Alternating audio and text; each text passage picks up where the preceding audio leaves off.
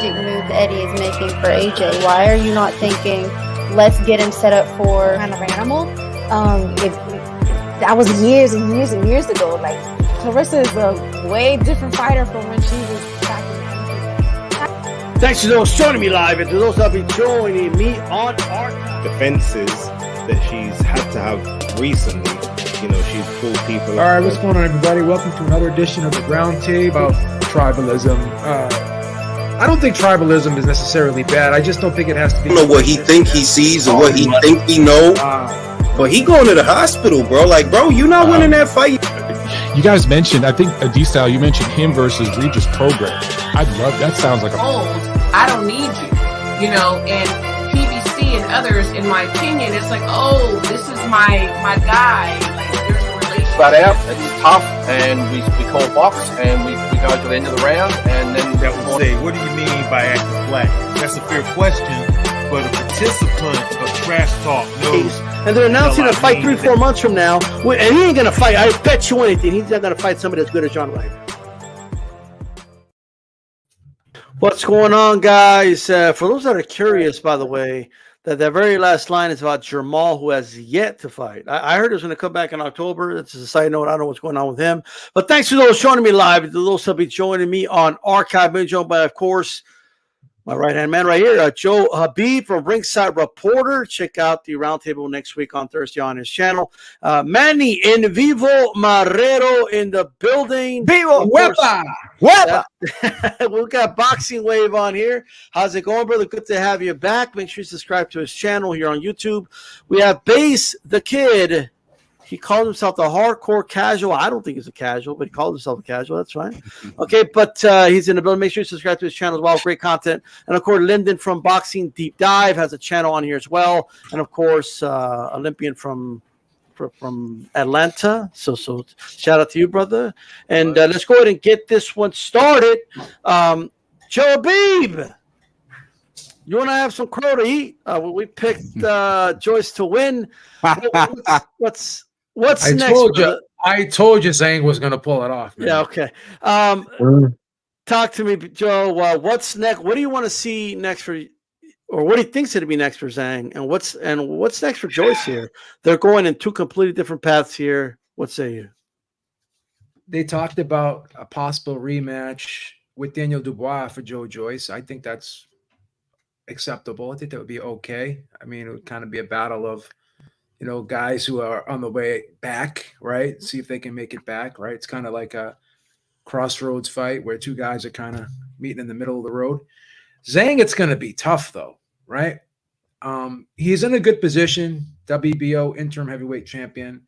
He'll be mandated to fight whoever that champion is going to be at next year, right? Whether Fury and Usyk end up fighting or not. But Zhang's in a good spot, but he's also kind of in a tough spot. I think he's going to have to wait because a lot of guys are tied up, right? Wilder is looking to fight Joshua. Andrew Ruiz is kind of laying back, waiting for that big pot of money, right? I don't know. He may have to just take kind of like a stay busy fight while he's waiting, to get his mandatory shot at the WBO title.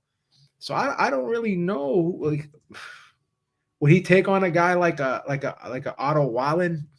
Would he have to take on a guy like a lower level guy? I don't know, man. It's gonna be who would fight him? Who could he get in the ring that's gonna be worth his while? It's a tough one. I'm kind of at a loss here. Really, what I think is next for this guy, because he wants to fight for the title. So they have to preserve that position because he's going to be the mandatory next year. So he's got to fight somebody, but it's got to be big enough, like maybe like a guy like Emmanuel Char or somebody, you know what I mean? Like just to stay busy. The regular belt. Yeah. Just a stay busy type fight, I guess. Because I don't think he's going to get in there. He would take a fight with Fury in a second, but I don't think Fury would fight him next. But that could happen, but I don't know. I do think Fury and Usyk's going to happen next year, so I think that's going to have to be put on the back burner. But yeah, I just see him having to wait in the wings a little bit and probably just take a stay busy fight in the interim while he gets his title shot. All right. Manny Marrero, talk to us from the In Vivo crew. What's next for each guy here? What do you see for each guy? For Zhang and Joyce, yeah. Well, I mean, Joyce is going to have to take some time off. I mean, there's the back-to-back devastating losses for him. Right now, I just don't see him, just taking an immediate fight with anyone. He's probably not mentally. He's probably not good. I mean, come on, 2 defeats in a row. Someone that had huge potential. Yeah, the heavyweights, and he was calling names and things of that nature, even Usyk. So I don't know. I think he just needs to take some time. I may not have any idea. There are some people out there they can, potentially be a good fight with them. But I think right now Zhang is in a really good position. The problem is that it's going to take him a while to get to a title fight. And so for me, if I want to see Zhang with someone, I want to avenge a defeat. The Croatian Philip, why not? I mean, why not run it over again and let's see what happens, right? And I mean, it's a risky move, but I tell you what, I mean, what are you going to do sitting back and laying down and say, what am I going to do right now? Who am I going to fight? Does that make sense? I don't think Wilder wants anything to do with that either. Neither Ruiz or, maybe I'm not sure. I mean, it's just one of those things that for me, until you get that opportunity for the shot, and I think if you do that, I think he's going to have better chances. And not only for the people who know and acknowledge, but and those who didn't believe, which I was a huge believer of this guy, man. He was just unbelievable. I don't know what happened with him that night. He was just a whole night off, but he came back and destroyed someone that had a huge potential. So why not run it over with a Croatian? Philip. I don't know if he's going to want it, you know what I mean? But we'll see. Absolutely. Hey, Boxing Wave, glad to have you back, brother. And where do you see that like each guy going? They're obviously going different paths right now. But Zhang, the hourglass is running out. He's 40 years old. So like, what do you think he should do at this moment in time? Well, I don't think that Fury is going to fight him. I don't think Wilder or Ruiz or anything is going to fight Zhang. So I was thinking for both fighters, for when it comes to Zhang, if he wants to stay busy, fight Derek Chisora, because Derek Chisora called him out before, and he was saying that he's willing to go to China and all of this stuff to fight him. So if he's looking for a stay busy fight and he's just looking for an opportunity, fight him. I don't think Hrgovic is going to want to fight him again. I think he said that he doesn't want to take any more step asides, any more delays. I think he's straight waiting for his title shot at this point. So I don't, and plus it was too close of a fight for him to risk at this point. He got the win officially over him. So he's probably thinking, why risk fighting this guy again, unless they throw him a super bag to do that. So, I don't expect that. And as far as Joyce, he's probably going to want to take some time off. I know he said after the fight that he's not retiring and he's looking to take maybe a little bit of time off, but he's not young neither. He's like 38 years old. And listen, if a Derek Chisora is available and you just want to get a bounce back type of fight, take a fight like that. I mean, it's not really many options available right now. So that's the way I see it. If Zhang can get a big fight with Fury or something, that's cool. But what happens is if Fury is to fight Usyk next and Usyk is now unavailable, maybe they can possibly run that back between Hrgovic and Zhang. That's the only way I can see that fight actually happening again. But there's not many options. I mean, everybody else is either too green or they're just busy, or you know what I mean? It's not that many options. So that's the way I see it. All right. Base, the kid talked to us. What is he next for each guy here? So I think Wave's pretty much on the money with the whole Chisora thing. A lot of people will say hell no, but ultimately, Derek was there. He's still kind of Paul's rank to a degree. He's coming off of a victory. Zhang will look at that as a very low risk fight, especially if it happens, back in the UK. That won't be a fight that they take to China, I don't think. But with regards to Hrgovic, I mean, if all the reports that are kind of hearing recently have been are actually to be believed, then ultimately he's not going to get the shot next. He has said in interviews, especially prior to the second Joyce fight, that he wants to fight Zhang again to basically prove, without a shadow of a doubt, he is better. So that would be a good move. It's either Hrgovic or Chisora for Zhang. And to be honest, like, those are two fights that he would also take, because he believes that he beat Hrgovic the first time. Hrgovic, believes that was the worst version of him, and he still, managed to beat Zhang, so he'll do it again to clear up all doubt. And then that can definitely be a big payday prior to, getting his title shot for the IBF. As for Joe Joyce, I think he will probably fight probably one or two, not so much tune-up fights, but like get-back fights, and then they probably will run the Daniel Dubois fight back, unless they're looking at a more long-term strategy for Daniel Dubois as to his title contention, because they'll be able to maneuver him back into some form of title contention. And even though Joyce has just been beaten twice, he still might just be stylistically and physically all wrong for Daniel, so they may not want to run that risk. So he's definitely got a lot less options than Zhang does at this point, but neither of them have really got much until championships are available. All right. Lyndon, same thing. What do you see each guy going from here, and what would you like to see from each guy?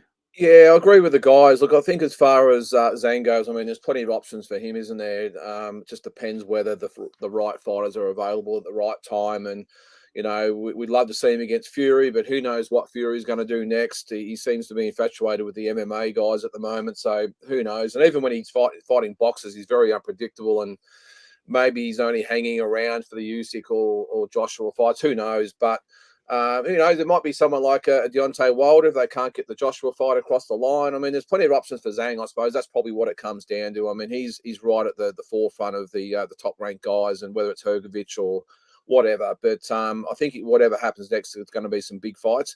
The problem I see with Joe Joyce is that at 38 years of age, I know it's not as old as, for a heavyweight that it might be for lesser divisions, but the issue I see with Joe is that he's been beaten in the rematch, and he's been knocked out easier the second time than the first time. And for me, that sort of rings alarm bells, whether he can come back. I hope he can. He's obviously got some peel out there, but maybe he looks at, I think the only option he has is to fight some comeback fights, some lesser lights, just to get back in the mix. And then maybe he looks at a Chisora or maybe even a Dillian White. Who knows? But he's got a lot of work to do. But as I said, I'm just worried about Joe, that he got knocked out easier this time than what he did the first time. And for me, it's a big red flag about whether he can come back at all. Yeah, I know Frank Warren was interviewed, and he mentioned like retirement is there, like it's one of the options. I don't know. I don't want to count him out that fast, but one has to wonder if one of his big things was, hey, I'm the guy. I remember he had a quote like everyone thinks they could beat me until they hit me and nothing happens, or something like that. I'm paraphrasing. Right. And I don't know if that's the best quote to have, especially after you get knocked out. So there's a lot of thinking he's going to have to do. He didn't look really good trying to be defensive either, especially in the first round with Zhang. So it's like maybe a little, that old saying, you can't really teach an old dog new tricks.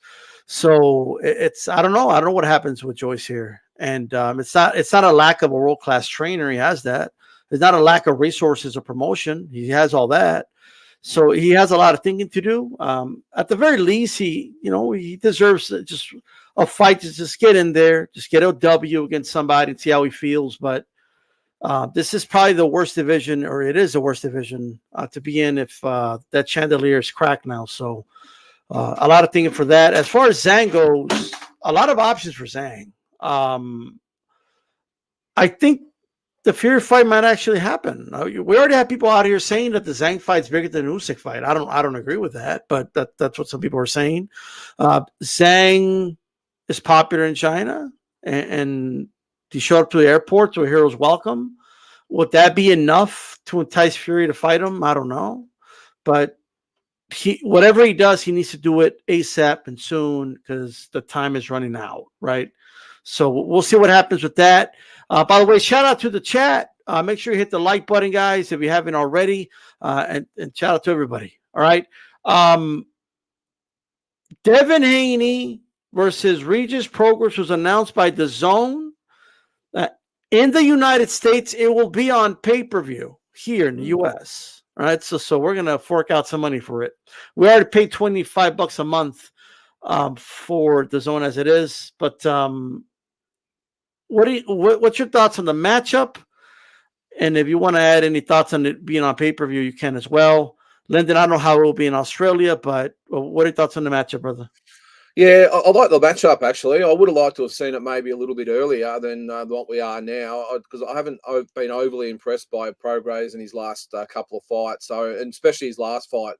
I think based on current form, I know you differ in this opinion, but I think the form that Peograis showed in his last fight, I think this is a clear-cut victory for Haney, if you ask me. Peograis, if he can turn back the clock a little bit, it might be a little bit different, but you've got to go on current form. I think it's a smart fight for Haney. I think it's probably the easier route to a 140-pound world title, and it obviously sets up maybe the Lopez fight down the track as well, and maybe Davis, Garcia, who knows. But I do like the fight on paper. I think it's a good fight for Haney, not so much for Peograis, but hey, he's going to get a good payday. He's going to get a pay-per-view. Should it be on pay-per-view? I don't think so.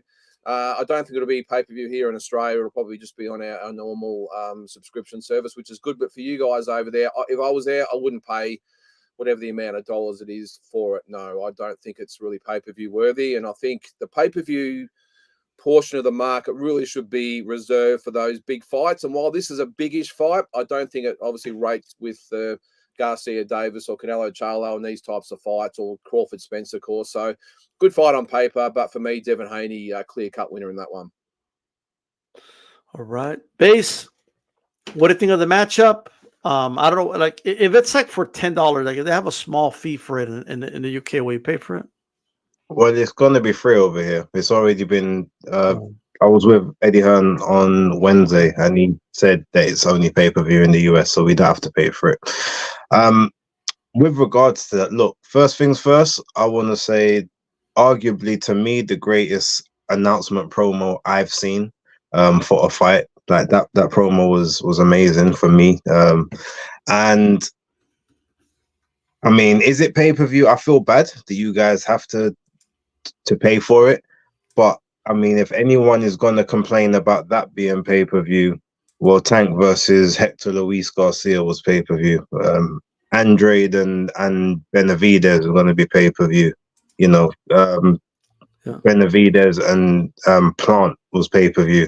At least this is for a title with someone that's maybe not right now undisputed, but it's still technically undisputed champion. There's no one beating for the belts, and he's going up to face another reigning two-time champion. So the credibility is there. Whether or not Regis is what either he was or what people, or maybe what he ever could be in the eyes of some people. The fight itself, I think it's a great fight. It's one of the better fights towards the end of the year. Yes, I don't think it's pay-per-view in what you really want a pay-per-view event to be, in terms of like just the premium, the biggest names, but also like with the most accomplishments. But I mean, both guys are extremely accomplished, and Devin was on pay-per-view his last fight. He's gonna be on pay-per-view again. They probably won't do great numbers, but it will do enough. And this is just the start of more to come. But very looking forward to the fight. Can't wait for that one. All right. Hey, shout out to the chat, by the way. Make sure you hit the like button, guys. Appreciate you guys being here. Boxing Wave. What do you think of the matchup itself?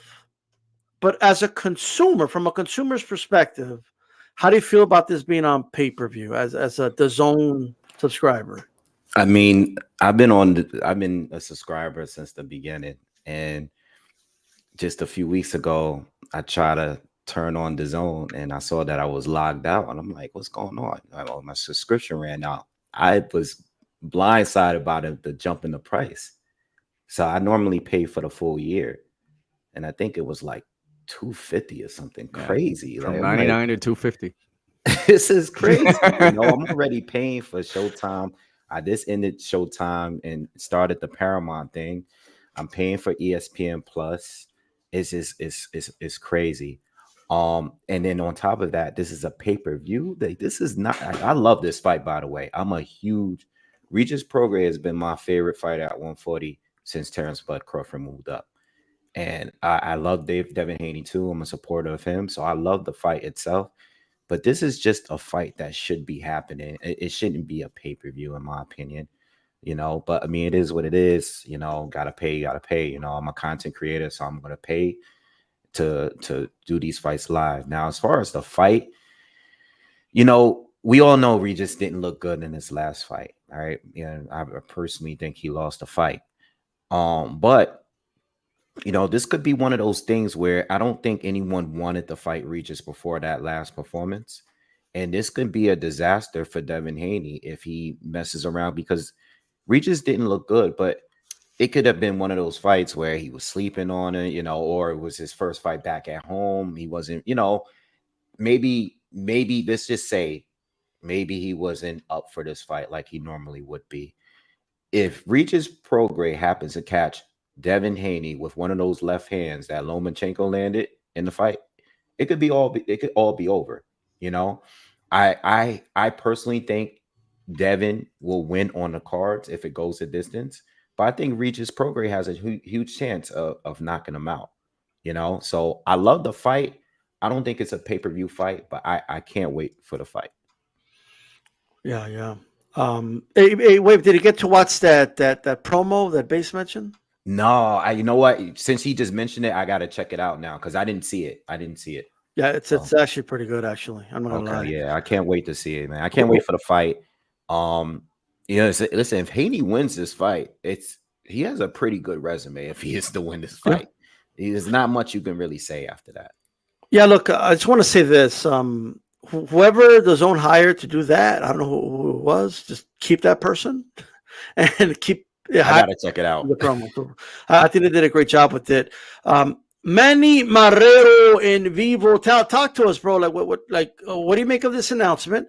And same question to you. You're in the US, you're a consumer. I'm sure you subscribe to the zone and you fork out money all the time, to watch these fights. And now they're saying, no, you're gonna have to pay for this fight, right? Extra money. Extra money additional to that. I mean, I got used to it, right? We had Canelo in the zone and we still paid $99 at that time, and we still pay his pay-per-views. And then all of a sudden we got more pay-per-views in the zone. So raise the price. Yeah, it kind of hurt a little bit, but this is a fight that, you guys have said it all. This is a fight we've been waiting for. And so, all credits to Devin Haney. He takes those fights. He does whatever it takes. No bullshit, no BS. And this is what boxing fans want. And, I could say to myself, I've never been a hater of Devin Haney, but I was just a fan. And so, right when they made the Lomachenko fight, I'm like, Haney's got a chance. In my eyes, I don't think he fell short on that fight, but hey, the judges gave it that way, and I can't take away the credit from. He always tries to find a way to really increase his performance, and not to mention just to take what the opposition's giving him, right? And just being able to adjust that. That's difference maker. And so he had said, previously to Lomachenko, he had said that, he's hard to make that one, that 135. And he was already entertaining himself to move to 140. And then the rumors were there. The rumors were there. Who am I going to fight if I move to 140? Us fans were speculating. Of course, Josh Taylor not longer in the picture. And then obviously Peograis. And so I'm a big fan of him. I think he's got a lot of potential. Last fight, Danielito Rosorilla, not taking anything away from the Dominican Puerto Rican, because he tried to stay active and do the things he had to do to be able to, at least connect and gain some points. But I agree, he fell short of that fight too as well. But everyone's entitled to an off night. and I think that was an off night for him. And I think that if he doesn't come with his best game, Devin Haney's going to start finding ways to really connect and gain some points and gain, I mean, he just doesn't stop. He always finds his way. And I think he's getting better and better and better and better. It's going to be a very tough one for me when we break it down to see who am I rooting for, because I'm a fan of both of them. But man, little by little, to those who always criticize me thinking that I was Haney hater, I am not. Haney could get the slight edge on this one, especially if he maintains progress in the distance. The same thing that Danielito did. And David Haney can do it a lot better. So I'm excited. Am I going to pay for it? Absolutely. Agree with you.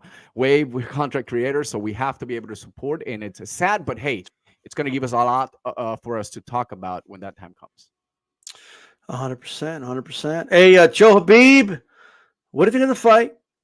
And what are your thoughts? I know you buy everything, but but still, like, what is your thoughts about this being on pay-per-view?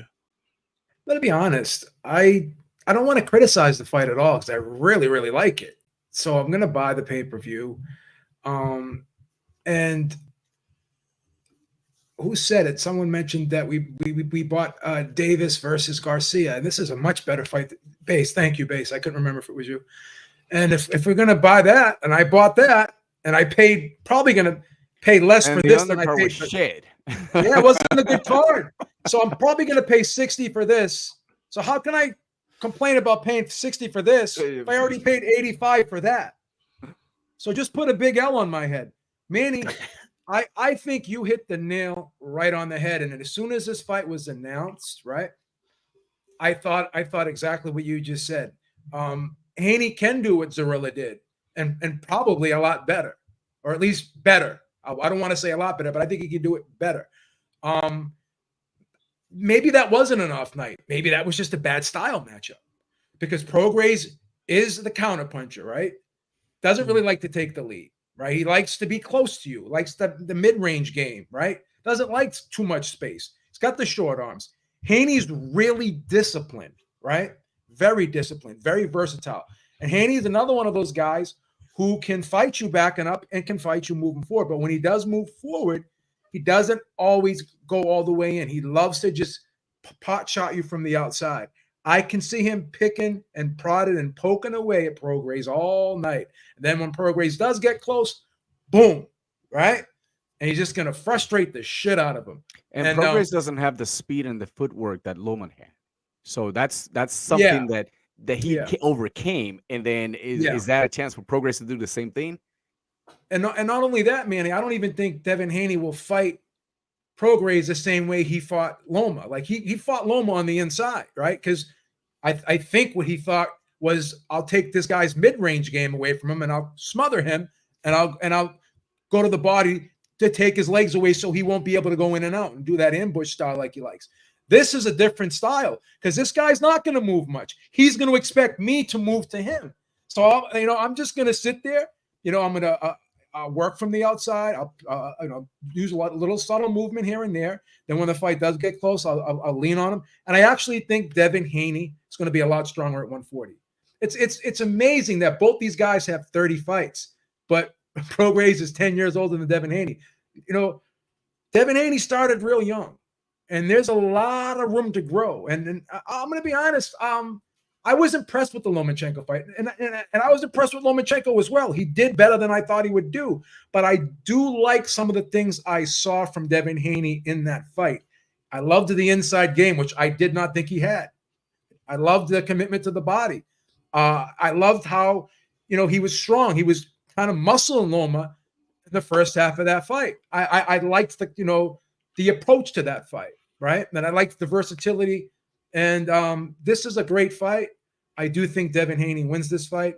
I think he has the hand speed, the foot speed, and I think he'll be very disciplined in this fight. I don't think he knows that left hand is there. I think he'll do everything he can not to walk into it. Devin Haney can land jabs on southpaws, and I don't want to hear Loma because he had a lower landed percentage against JoJo. And JoJo don't got fast feet like Loma, right? I'm not saying it's not look. This is a close fight to me. It's got to be honest, and I think, I'm not ready to say who I'm picking yet, but I will say I think people are overlooking Peograis. I really do, and it's going to be a very interesting night. And I'm looking forward to the fight. I like the fight. I like the promo to this fight. I think Peograis will be up for this fight. It's a very important fight for him. I think he overlooked Zorilla. I think for whatever reason he just didn't perform well that night. Teofimo didn't perform very well in performances before he did what he did to Taylor. It is what it is, right? Guys are different when they pick it up. I also feel Peograis actually won that Taylor fight. I scored it for Peograis when he fought in London. This is a fighter that you could argue should be undefeated. And I just think you could tell me he looked bad against Zorilla, but I didn't score it for Zorilla. I thought Peograis won that fight. So I just think it's going to be interesting. I never seen Peograis waddle back to the corner like I saw Haney do against Linares late in the fight. And he had to hold on for dear life for the last few rounds. He's not going to be able to hurt Peograis. Haney can't knock anybody out. And we could say, well, oh, look, he's going to be stronger at the weight. Maybe Haney will be stronger at 140 and we'll start to see more stoppages. That's a maybe to me, but I think you are who you are. People have been picking Haney by stoppage for the last 6-7 fights, and he never gets it. And he fought a little. Most of the guys he fought were smaller guys at lightweight. Now he's going to fight a real 140-pounder, and I don't care those punches land on his shoulders. That's going to be the hardest punch Haney's ever felt, ever. He's going to feel those punches from Peograis.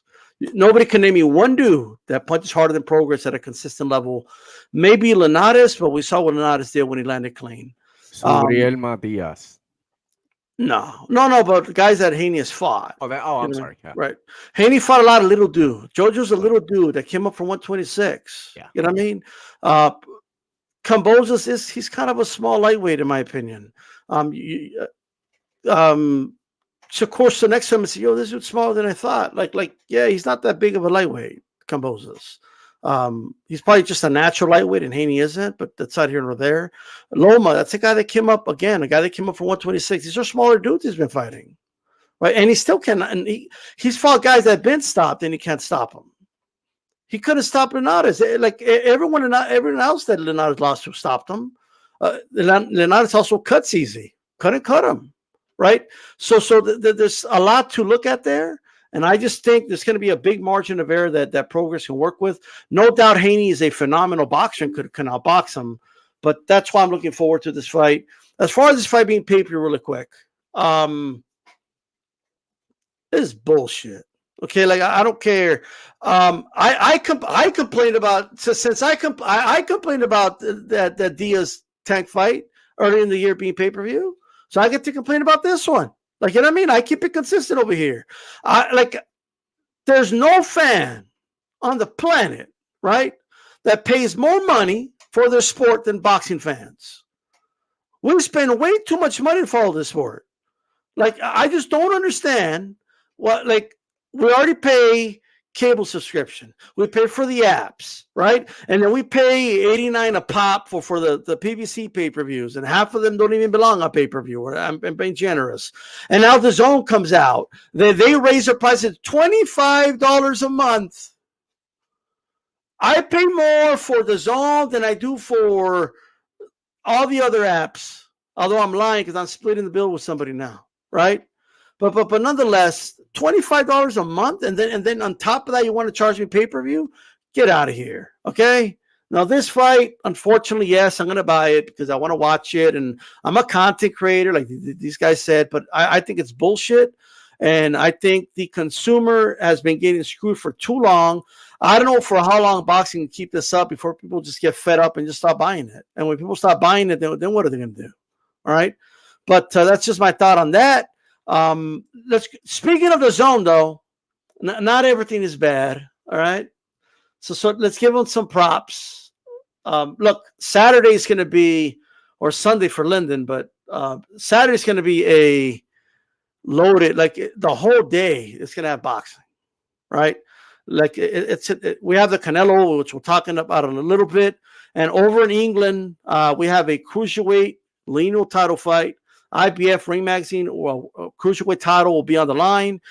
Jai Opetaia is going to return. He's been out he's been out for like 15 months now? Like he's been out for a while. July A 22nd. little over a year. Yeah, like he has not been that active. He's going to fight Jordan Thompson. I hadn't heard about Jordan Thompson until this fight got announced, to be quite frank with you. Okay. so like this is somebody I have to look up. Right. But let's start with you, Base. It's going to be in your neck of the woods or closer than us anyway. This fight. How do you see this fight? And who do you believe is going to win? Well, obviously, I can't particularly give you my prediction. But the fight itself, look, Jordan Thompson was I think he was the 5th or the 6th ranked in the IBF at the time. He's a pretty good operator. Look, he's one of the biggest cruiserweights you're ever going to see, 6'6". He's like Deontay Wilder level size cruiserweight, but he's not just like a tall guy with a big upper body. He's also got like big legs as well. So how he makes cruiserweight is probably a mystery in itself. He's incredibly strong puncher. He's raw, but he's working. He works diligently in the Tony Sims gym, the Matchroom gym. And look, at the end of the day, if you look at Jai Opetaia's record prior to the Braders fight, you could actually make an argument that Jordan Thompson has had a better quality of fight up towards his world title shot. So it's not going to be an easy fight for Jai, and it's most certainly not going to be an easy fight for Thompson. I spoke to him earlier on. That probably interview will be out tomorrow, I suppose now. I spoke to both of them actually, and neither person is overlooking the other one. That's what I will say. But I think Jordan Thompson's best chance is to get the fight over early within the first 5 rounds. If he can test the jaw, it's been healed or whatever, but we don't know how strong it is. Jai says it's stronger than it's ever it was before, after the surgery. But he has been out of the ring for a while. Jordan has been more active. He did suffer a little mini crisis against Vasyl Duka, who obviously is more like a fringe European level guy over here, or in the Europe, I should say. But overall, look, it's his opportunity. He's going to seize it, and it's not going to be a routine fight, no matter which way it goes. That's pretty much what I'll say about it. But yeah, it will be good. It will be a good watch. That's all I can say. All right. Okay. Lyndon, how do you see this fight playing out, brother? I'm a little bit like you, D-Style. I had to actually look Jordan Thompson up. I wasn't really aware of him. But look, Jai's had a few, obviously had that massive fight against Braders and had the jaw and the operation and everything. And he's had some bad luck with getting an opponent to defend against. I know he's really keen and looking forward to getting in there and showing his stuff. And look, one thing I did look at Thompson when I looked him up on YouTube and his box ring and everything else. I cannot believe the size of this guy and how he makes the weight at cruiserweight. He's going to dwarf Jai. He's not a small cruiserweight, but he's not a big one either. And but looking at a few videos of him on YouTube, I just think that he's a little bit raw. Jai's got some unbelievable skills and heart that we showed in his last fight as well, and I think he's really looking to make a statement. If this was anywhere else except England, I think Jai wins quite comfortably, but the fact it's in England, I think that will really close the gap a little bit. I'm a little bit concerned about Thompson's probably stamina over a really a 12-round fight. Jai fights at a pretty good pace, and I just think Jai has the tools, I do agree with Base there about the experience. So Thompson probably has had a little bit better. He had 15 or 16 fights, whatever it has been. Forgive me if I haven't got the record in front of me, but he has had a probably better lead-in than Jai. But I just think Jai's one of those once-in-a-generation talents, such a talented guy, and I think he uses his chance. I know he's looking forward to having this fight in England. He wants to get over there and showcase himself to the English audience. And it's a massive audience, and arguably as big or even bigger than the States, depending on where you come from, I suppose. So I know he's looking forward to that. And I think he puts on a really good performance here and wins a clear-cut unanimous decision. But as I said, I cannot believe the size of Thompson. He's going to give some troubles early, but I just think Jai's got him covered in sort of all facets, and I think he gets a unanimous decision win. All right, okay. Joe Beeb, talk to us. How do you think this fight's going to go, brother? You know, I forgot about Jordan Thompson, but I remember seeing him on the DAZN undercards. He's been on a few of the DAZN undercards, and I remember watching him, but I actually forgot about him, and I had to go back and look him up again. And then after I saw him, I was like, oh, yeah, I remember this guy. You know, everyone needs their opportunity, right? Because who thought Opetaia was going to beat Barrios, right? No one really thought that. Well, maybe some did, but I didn't think it, right? I know I that's why I said not everybody, because I knew Lyndon, you know, probably followed Opetaia a lot better than us, right? So one thing that I remember now when I watched Thompson, right, is he reminds me like a cruiserweight version of Michael Grant. He's a little bit stiff to me, not real smooth. I know people use the word he's kind of raw, right? Does have some pop in that right hand, but I watch him throw the jab sometimes, and it doesn't look like it's a purposeful jab. Doesn't move a lot. Like I saw him when he gets close, he just kind of stands in the pocket and gets hit a little bit, and he doesn't like throw his combinations and step out and reset. Kind of stays there a little bit too long, right? And maybe that's, you know, due to inexperience. But Opetaia is a machine. He fights at a fast pace. He's quick with his feet, with his hands. I love the way Opetaia changes levels, right? He just drops down quick, boom, boom, changes, you know, the trajectory of where those punches are coming from. And his opponent has to guess, you know, when he drops down, like, is he going to shoot the jab low, or is he going to pop back up? And he just moves in and out. He does a lot of things that Usyk does. I don't want to say he's Usyk, but he does a lot of the movements that Usyk does. How Usyk will drop down, you know, he'll go in and out, he'll like punch and then move, and then, you know, take that little quick step and set real quick, and then boom, boom.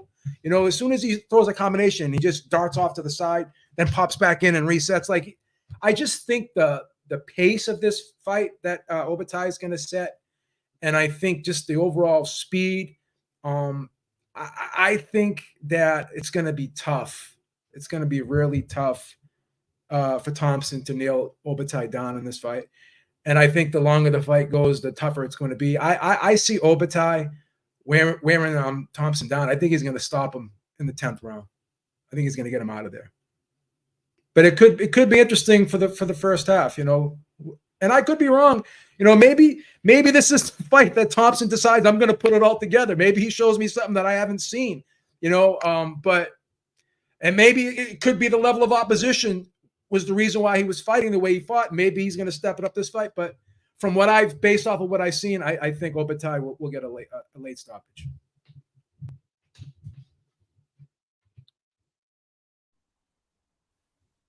You're muted. I was muted there. Boxing Wave, talk to us, brother. So Jai, he's been out for over a year now. He's going to fight Thompson from the UK. Are you like us? Did you have to look up Thompson? That's number one. And second, who do you think's going to win this fight, brother?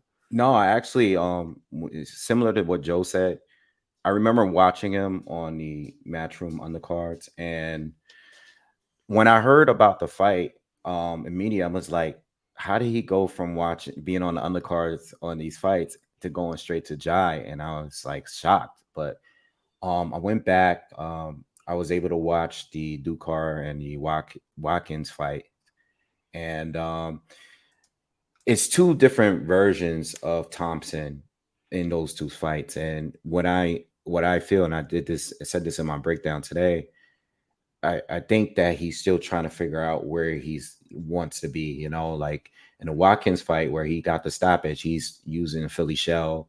He's more on the inside. He's bullying. He's using his size. And in the Dukar fight, he's more just trying to, you know, create space and work behind his jab. There was that scary moment in the last round where he almost got, you know, stopped. He got knocked down right before the end of the round, you know, and he was saved by the bell. But he's still trying to figure things out. And he's a good fighter. Obviously, he's big. When I saw their face off, I saw photos of the face off either yesterday or today. He towers over Jai. He's much bigger than Jai, you know, and he's been sparring with Fury. He sparred with Usyk. You know, he's obviously sparring with heavyweights, you know. But both of these guys went pro at 2015, you know, and Jai hasn't fought the best fighters leading up to Briedis, but that Briedis fight told us a lot. I actually thought Briedis was going to win the fight because I thought Jai was too green. And it was a close fight because Briedis did push on at the end, even after having a broken nose throughout that whole fight. He pushed on and was able to crack this guy's jaw. And Jai, even after his jaw getting cracked, he was still able to fight at a high level for those remaining rounds. So, you know, from what I'm seeing, I think Thompson definitely has. And you compared him to Usyk earlier. I think he actually reminds me of like a southpaw version of Bivol a little bit in the way that he moves and changing levels and stuff like that. Some similarities there, just a southpaw version of him. So that's what I saw when I fought him. I mean, that's what I saw when I saw him fight. So with all that being said, I just don't think, like, outside of the size and the punching power, I think Jai is much more polished, you know, more fluid. He looks like, you know, he's a former Olympian. You know, he just, you see the experience there. It's just that Thompson is big. He's a puncher. And another thing with Thompson, he goes to the body really, really well too. So you can't ignore that. Plus, Jai says something about his jaw being better. You just never know. If you get caught with the right shot, Jai could get hurt. But I'm expecting Jai to win this fight. I'm not sure if it's going to be by knockout or by decision, but just based on what I see from Thompson, I just think it's a little too soon. Yes, he should jump on the opportunity to fight for a title now, but experience-wise, you see it in his fights, especially the last couple, even with the knockout win in his last fight where he won the IBF European title. You see the lack of experience there, and I think Jai is going to take the win. All right, Manny Marrero, talk to us, brother. Jai against Thompson. Who do you think's going to win this fight? Well, I mean, I had, you know, that's what you paid the zone for, right? You get some of these fights out of nowhere, and then you don't remember, and just like Habib said, and you know, it's like, oh, I remember, you know. So didn't do any research, don't remember the fight. I know I was here, and I was like, oh, there's some fights going on. We got some cruiserweights. I really parted ways with the cruiserweights after Usyk, to be honest. But you know, that last fight, Usyk against Briedis, gave me a lot, gave me a lot of sense of that. And so when I was able to watch last year, July 4th weekend, you know, it's like interesting. Wow, there's a fight, Jai, and who this Jai guy is. Oh, I've seen him before. Okay, great. And so definitely I was more rooting for Briedis. But wow, what a fight! What a good fight. Both guys really went at it, and of course, both of them got hurt pretty hard. And I think it was very, very close fight. But it was really good to see, you know, Jai taking that and being able to give Australia, you know, another champion. And that's for me. It's international wise. I like to see some of these guys coming up, whatever division it is. It don't matter. It just gives us excitement. It gives us that the talent in the pool they'll bring it up for new generations. It's just right now you can see the fruit of it. So for me, it got me pretty excited, right? So Thompson, you know, I'm not sure. You guys have spoken a lot of some of the things that I did do a little research in the last couple of days, just kind of get in touch with it. But I just think that right now, if it's just a big of a difference when you're that tall. So you got to be very cautious in how you approach a smaller guy that he does tend to have power. But the other hand is what you said it perfect is how's the jaw doing, right? Is that going to be effect in this fight? And then we know that Thompson can punch. So with that being said, it's just what happens in the ring. And so if he makes the mistake and allows that right hand to come in, I mean, is that Josh going to take that hit? Is he going to be able to make it? So a whole year off. I mean, we've seen a lot of boxers with taking some time off, whether it's injury or whatever it is, or maybe not getting an opponent, and that happens. But that doesn't take away the hard work they're doing behind the scenes, training, getting their ass off every morning, you know, committing to the sport. And so I'm curious to see. Right now, honestly, I'm rooting for Jai. If you think about it, I don't remember a whole lot about Thompson, but I'm just going to have to root for Jai and see that if he's really got what it takes. Now, you've seen someone that's undefeated 15-0, and it's for no reason. And Joe, you said it perfect. That, you know, someone that's gotten an opportunity all of a sudden like that, where did he come from? So I don't know. I mean, the cruiserweight, I think, is one of the weakest division right now in my eyes. And I apologize if I offend anyone, but I'm just haven't been too much into the cruiserweights. It's just, for me, it's not a whole lot of big interest. I mean, I wouldn't tell any of those cruiserweights to their face. I know that. You know. No, I know that. I mean, I respect what they do. I respect what they do, and I respect the championship level. But what are you trying to set Manny up for? You want I'm just saying, you know what I mean? Like, what are you trying to do? I said it clearly, right? But when it comes to the excitement and me paying for pay-per-views and where I'm going to lean towards other fights more than others, for sure. You know what? I'm probably a lot of the fights that Jai fought. I'm like, I'm going out. I'm not watching boxing tonight, right? And that happens. Can I just let everyone know, obviously, how Jordan Thompson got the opportunity? Just so it's not like, oh, it was all like a homecoming or a tune-up for Jai. So basically, he's supposed to fight Mateus Masternak, who was his mandatory challenger. Masternak pulled out supposedly because he's supposed to have a fight with one of the boxer fighters. I think it was supposed to be Chris Billum Smith. That hasn't been rectified yet. Then Richard Riakporhe was the secondary mandatory. He subsequently was forced to pull out of his mandatory position by boxer as well. Bradus was then third in line. He suffered a little bit of an injury, so he agreed to basically allow Jai to have this fight before taking his mandatory opportunity next. So this is Jai's voluntary. He's been given the voluntary because the mandatory is, said, I've got a little bit of a niggle, but I'm happy for him to take this. I'll step aside and I'll take him next. So that's just why to let everyone know why Jordan Thompson's got the opportunity. But as I said, he was number 6 in their ranking, so it's not like he's fighting the number 14 or 15 guy. Like, he's fighting the 6th ranked guy in the IBF.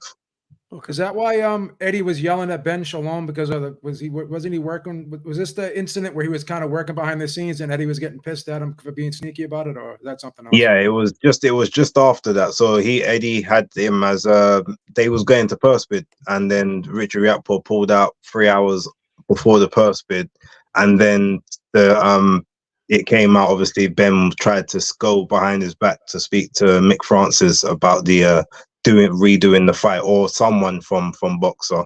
I saw Mick Francis earlier on as well, and he actually confirmed that did happen. So it's not something that Eddie made up. Yeah. If Bradus needs a tune-up, we could always get Manny Marrero in the ring with him. Leave him alone. You're always trying to get people hurt. Listen, and then when they do the face-off, Manny's got a family. You guys got any questions? I'm a 175 or 175 right now, so I can't. But they're overrated, though. They're overrated. Don't worry about it. So like when you're face to face with them, right?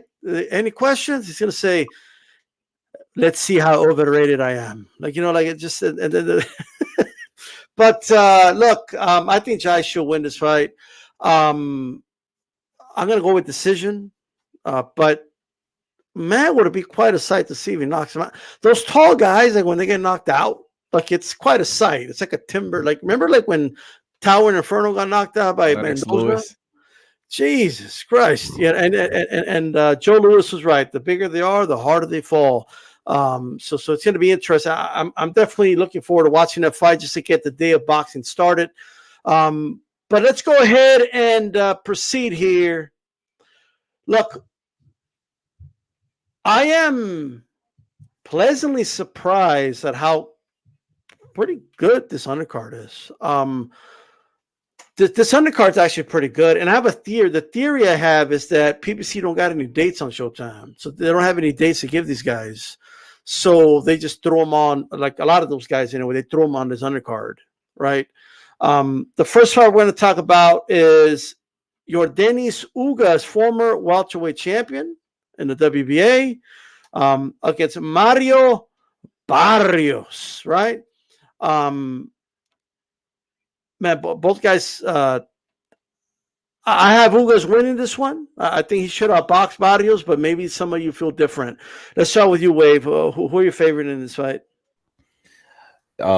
This is the only fight of the weekend I haven't decided on yet, because I think that Barrios has a shot, man. I like his performance against Santiago, and I know Santiago is not Ugas or anything like that, but I kind of like his performance against Keith Thurman. I thought he did all right. I know his face got pretty mangled in that fight, but you know, he was able to hurt Thurman at some point in that fight. You know, I like the way he looked in against Tank through the rounds up until he got knocked out. So I like Mario Barrios, and I like his chances. You know, Ugas is coming off a beating from Spence, and that was kind of a while ago. You know what I mean? So I like the matchup. I don't. The way I look at it is like, I think style wise, I think this is a lesser difficult fight than the Keith Thurman fight was for him. So I think he would have a better chance of winning this fight. I know he's the underdog. I'm trying to decide if I want to just put a little bit of money in there just in case there's an upset. Again, Ugas is coming off a beating. So I would think that Ugas would win this fight, but you know, as far as the money, I might put a little bit down on Barrios pulling off the upset and winning the decision. You know, he has the length, he has the height. You know, he has a great 1-2. You know, I think he's a good technician. You know, his timing is pretty good, and you know, he might have a chance. But Ugas, very, very good counter puncher. You know, he goes to the body well. You know, and even though he's flat-footed, you know, I think he works behind the counter really, really good, you know. And I think with Barrios, in order for him to win, he's going to have to really make it a fight. He has to really attack, because the one thing about Ugas is if you press him enough, you can beat him, you know. But if you fight at his pace, he's going to be pretty difficult. You know, you don't want him to think, you know, and when it comes to the counters, he's going to win on that. But I think this is probably one of the more even fights out of the entire weekend. You know, I mean, the whole weekend is great fights, but if there's going to be an upset, I think there's a chance that there might be one here in this fight. All right, but I still think Ugas is going to win, but I might put a little bit of down on Barrios pulling off the upset. Interesting. All right, Joe Beeb, do you share those sentiments? Who do you think is going to win this fight? Base made some great points. I mean, Ugas is coming off a bad stoppage loss. He's been off for a while. That was boxing wave, not me. Oh, I'm sorry. Did I say base? I don't know why I had you in my head, man. I had you in my head, man. Boxing wave. I apologize. You're always giving me sticks, so I got you in my head sometimes, man. Like you're in my head rent free. But sorry about that. So as Wave said, yeah, he made some good points. You know, the layoff, bad stoppage, but I do think Yordenis Ugas is the better fighter. The problem with Barrios is he leans in a lot, doesn't really fight tall. And you know, sometimes a tall guy doesn't have to fight tall, but the guy that, if he's tall and he likes to fight on the inside, he's got to sit down. What Barrios tends to do is he kind of leans in, leans forward, overcommits with his shots. He has a similarity to Paul Williams. Like when Paul Williams used to throw those big shots, he would always like lean forward and try to get to his opponent. I think Barrios does that too. Sometimes Barrios gets a little over anxious and he kind of rushes his offense a little bit. And I think that's perfect for a guy like Ugas, who is a good counterpuncher, like Boxing Wave said. So yeah, I and another thing too is Barrios does bust up a lot. You know, his face does get cut a lot. His defense isn't the greatest, so you can get to him. And because of that, I think that there's going to be opportunities for Ugas, and I think he will land some clean shots here. He'll land the more telling blows. Barrios will try to fight a fast pace, but I think once, you know, he starts getting tagged with some clean counters and his face starts busting up, he'll start to slow down. And I think Ugas will win a clear decision in this fight. All right, right. Lyndon, how do you see this matchup playing out? Yeah, I think it's actually a pretty good fight. I've actually, I think last time we spoke, I wasn't quite familiar with who else was on the card, but I've looked at it and it's actually quite good. I think, excuse me, 104 total rounds on the card. So it's going to be a big day if you get there early. I think there's 3 12-rounders and 2 10-rounders as well. So it's going to be a massive day. So, but I like the fight. I've got to go with Ugas. I think that Ugas is a very proactive fighter, more so than reactive, and I think the opposite might be the case for Barrios. So I think that Barrios has to really get more proactive and not be on the back foot as much. Whether he can do that or not, I'm not sure. But I just think Ugas will dictate the fight. I think he's a lot more busy than what Barrios is, and I think he wins a clear-cut decision. It should be a good even fight, but I think for me, Ugas with a unanimous decision. All right. Manny in vivo Marrero. Can Mario Barrios finally win the I don't want to call it the big one, but as the underdog, can he finally pull it off? El Azteca. Oye, I'm excited. I'm happy that the PBC are redeeming themselves for this card. We finally get paid some money, going to be worth it. So I like that.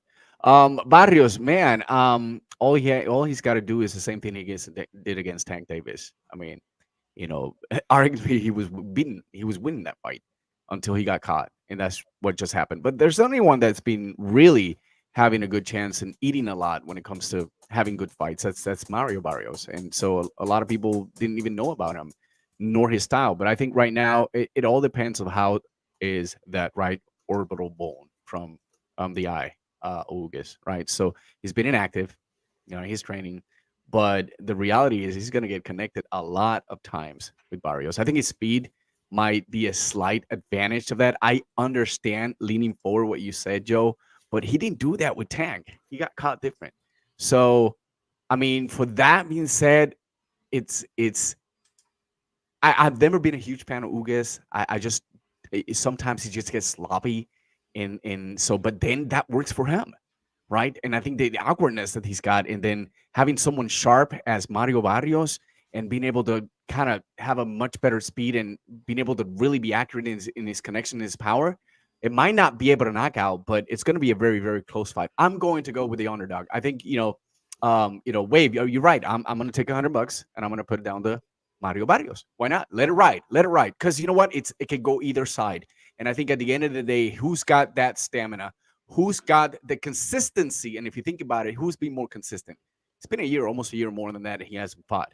Mario Barrios still fighting, right? And he just after 2 defeats, all right, he came back and beat Santiago. So for me, I'm going to take my chances. I like Ugas. I like what he's done. But at the same time, I was always dying to see more and see a much better Ugas when he fought Spence, and that didn't happen. And he took a Spence that it wasn't 100% him, and he still got beat. So for me, Mario Barrios. And probably maybe split decision. Let's do it that way. Okay. Base, do you feel the same way? Is this a 50-50 fight, a close fight to call, or do you think one of these guys can have a clear win? Well, no, this is actually one of the fights that I can give you a prediction on, because I may not actually have the time to put it on basis picks. There's so many fights on this weekend. So this, if you look at not just resumes, but if you look at experience and everything, like Yordenis Ugas has all the clear advantages. He's the naturally bigger guy, constantly competed at 147 for his entire career, I believe. And a lot of the losses he's had were very disputed. Even quote unquote the stoppage with Spence, it's like he still could have gone on. He didn't want to, be stopped by the referee on a medical.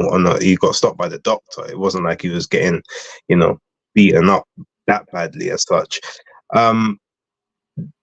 Problem with that, as you said, is like he is the naturally bigger guy, so he has to lose a lot of weight to make welterweight, and being inactive as long as he has, well, how much is that now going to taken out of him for the last year or so, not having to do that training and stay around sort of that fight weight? I mean, look, Kell Brook is a prime example. Once one goes, it makes the other one a lot more susceptible to go in as well, and he's the much older guy. Barrios is not as skilled technically, is not as he's not as proficient.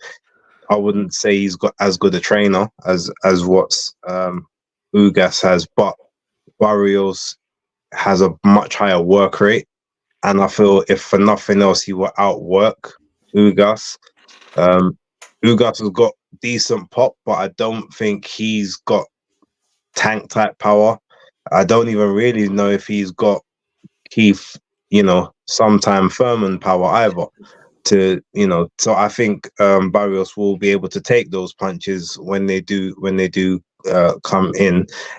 And I think he's going to outwork Ugas. So I do actually have Barrios winning an upset by the bookies margin. Because ultimately, also, if we're going to be honest, what more mileage can you get out of Yordenis Ugas? Like he doesn't speak English. He's 35, coming up to 36. His time's kind of dwindling down. Barrios, there's still some miles in the clock, so they might look at that and say, well, we can still get a couple extra fights out of him. So I think this is a fight where he gets to, he'll obviously, I think he'll do enough to win, but then it's one where he gets this win, it's quote unquote a big win, and it then sees him get put into another fight down the line for someone probably coming up from 140 on the PBC brand. For sure. Really quick, why do Tank fans get mad when people point out that Barrios was giving them that work? Like I'm just putting that out there. Tank won the fight, but I thought it was a close fight. But Barrios won a lot of those early rounds with the jab, actually. But it is what it is. But. So Easy BX, it's okay. A lot of people did have Barrios up on the cards. Like it is what it is. Like, you know what I mean? I'm sorry to cut you off. I just wanted to add, I think if Ugas is to win the fight, they'll definitely put him up there against Thurman. It's nowhere other place to go. And Barrios win, it's not like they're gonna have a rematch between him and Keith. They gotta have somebody for Keith. So there's nobody else. Like, it's literally no one else. He's not gonna fight Boots. Is Keith ever gonna fight again? I don't even know. Ugas is gonna be the new rite of passage. For the PBC welterweights. It's gonna be. Look, I do think it's a good fight, and I think there's a lot to wait for. Like we'll see what happens, but I think a lot of great points here that were made. By base, the inactivity of Ugas is very. I have to question that for sure. And the one thing about Barrios is, he has a pretty decent gas tank. Like he's not going to stop coming. So you need to stop. Like what Tank did, he put a stop to the engine didn't stop. Tank stopped it. You know what I mean? And he stopped it with vicious body shots. That's how he dropped Barrios, right? And I think, can Ugas do that? Like we'll see, but it should be a very interesting fight. I'm still leaning Ugas, but it's an interesting fight for sure. Base, back to you. What are your thoughts on Jesus Ramos, Erickson Lubin, junior middleweight fight? Big moment for both guys here. So how do you see this fight? I think that's a really good fight. I don't know. I haven't seen a huge amount of Jesus Ramos. I've seen some, but we don't obviously get a lot of his bouts on this side of the pond. But from what I have seen, very talented, big puncher. He's well put together. Erickson Lubin, I feel, has probably got the more natural ability, and I feel like he's got more experience. He just happens to be unfortunate. I don't think he's got a bad chin at all, but I do feel like he just has moments where, when it gets really tough, like his chin lets him down, and it causes the rest of his game to sort of falter because he's trying to overcompensate on toughness to get through a crisis moment, and then loses his fundamentals a bit. I don't have a prediction that I can give on that one. I might have one by tomorrow when the video comes out, but I would lean at this point in time towards Ramos, just being the fresher person, taking less punishment, and to me has more of a proven proven durability, especially in a high pressure moment. So that's kind of where my head's at the moment, but that's not an official pick. All right.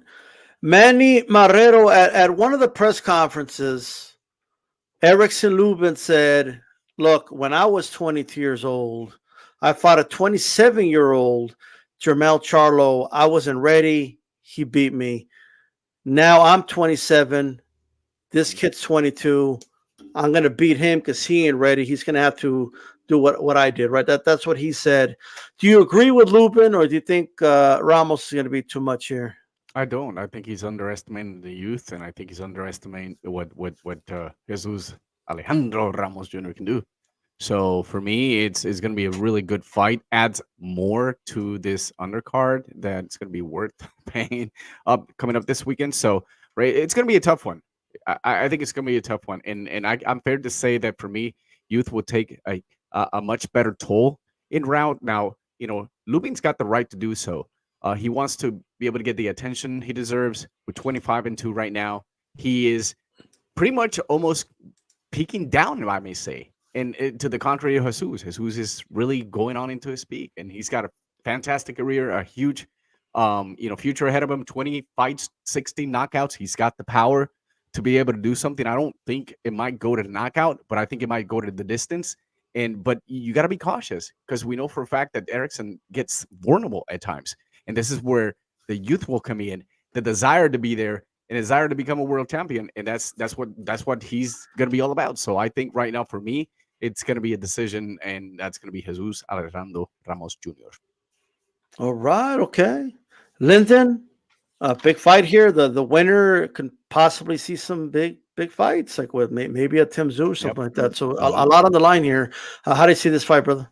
No, I really liked his fight as well. I think it'll be entertaining. Both fighters, obviously southpaws, and so it'll be interesting to see how that goes against each other. But I really like Ramos as a young prospect. I think Lubin, look, I do agree with maybe the Charlo fight was a little bit early for him, but what it did show was that he's vulnerable to a big punch. Whether Ramos has got the same power as Charlo's remains to be seen. But I really like the kid. I think his work rate will bother Lubin, and I think he'll outmuscle him as the fight goes on.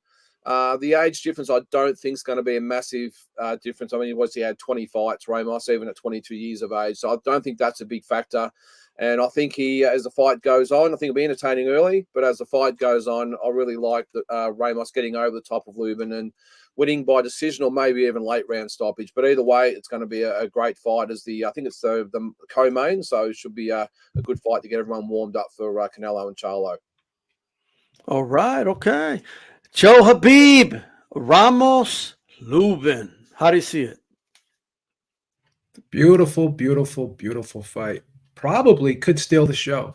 This could be the fight of the night. I always liked Ramos, and I remember speaking with you when you were really high on him too. And because of you, I actually kind of studied him a little bit more after we had that conversation, and I was just really looking at him under the microscope. And this kid's a really strong kid. He's got a real tough, tight defensive construct, right? He's just strong, tucks that chin. When when he gets inside, really bends down, rips those shots, bends his knees, really puts everything into those shots. He's kind of got that clubbing type power, right? And when he comes forward, he's good at catching the shots, and he just moves his head on the way in, and he's really forceful in the way he can get himself up close and on the inside. And when he's in there, like I said, he's very fluid with those body shots, and he can come up top with those little kind of half hook, half uppercuts off those body shots. Lubin is a sharp puncher. He's like a sharpshooter. So he's got that kind of sharp punching ability. He's got the types of punches that can slice you up. And this guy hits you with like a baseball bat, right? It's different. It's a different type of power. But Lubin, sometimes when you push the pace on him, he kind of breaks down mentally and physically, right? You could see him kind of the body language change once he hits his opponent, and his opponent's not going anywhere. Once he can't keep his opponent off him, and he's forced to go into a dogfight, which I think Ramos is going to force him to be in, I think that's where he starts to break. And I see that happening in this fight. I see him slowing down really badly in the second half of this fight. And I do think Ramos will wear him down and grind him out of there. And I think he'll stop him in 10 rounds. I'm going with Ramos, 10th round stoppage. All right. Okay. Nice. Boxing Wave, when I interviewed Ramos, he basically said, I'm not overlooking Lubin. I'm going to prepare for the best Lubin that there's ever been. He's locked. He's ready. Lubin looks confident as well. Who do you got in this fight, brother? I find it crazy that Lubin said that about the 22-year-old thing. I didn't think Lubin was ready at that time. I remember doing a video on that, and I thought it was too early. But at that time, Lubin didn't fight anyone. You know, it's not the same situation. Ramos has fought good fighters. You know, he already got a win over Brian Mendoza, who knocked out Sebastian Fundora. You know, he has a win over Vladimir Hernandez, who's also beat J-Rock Williams. You know, he took he gave Joey Spencer his first loss as well. You know, I never thought really highly of Spencer anyway, but still, like, these fights matter, you know. And I remember Lubin at the time, he really didn't have anyone going into a fight with Charlo, you know. He was a prospect at the time that, you know, jumped up. So at the end of the day, I think everybody has already said it. I think the problem with Lubin is a very good fighter. He can do it all. You know, they're both southpaws. They both been in there with southpaws. The problem with Lubin is he always falls into what his opponent's strengths are. You know, and someone said earlier about I think it was Base brought up durability. Ramos has been consistent with every single fight as far as durability is concerned. Yes, he's gotten hit, but I mean, he is massive at the division, you know, and I don't mean like tall and lanky like Fundora. I mean, he is a middleweight, clearly a middleweight, fighting as a junior middleweight right now. His frame is large. He's tall, and he can do it all. He could fight, you know, he can cut you off. He can measure you from the outside and work behind the jab, or he can just beat you up on the inside. Whatever way you want it, he got it. He can go into that Philly shell and roll the punches and counter you with those short right hands, or he could do whatever. So I think what's going to happen is Lubin is going to come out trying to fight a chess match, and he's going to have some success early. But once, you know, Ramos just say, you know, it's time to fight, Lubin's going to fall into it just like he did with Fundora, and he's going to lose, you know, and I think he's going to get stopped in the second half of the fight.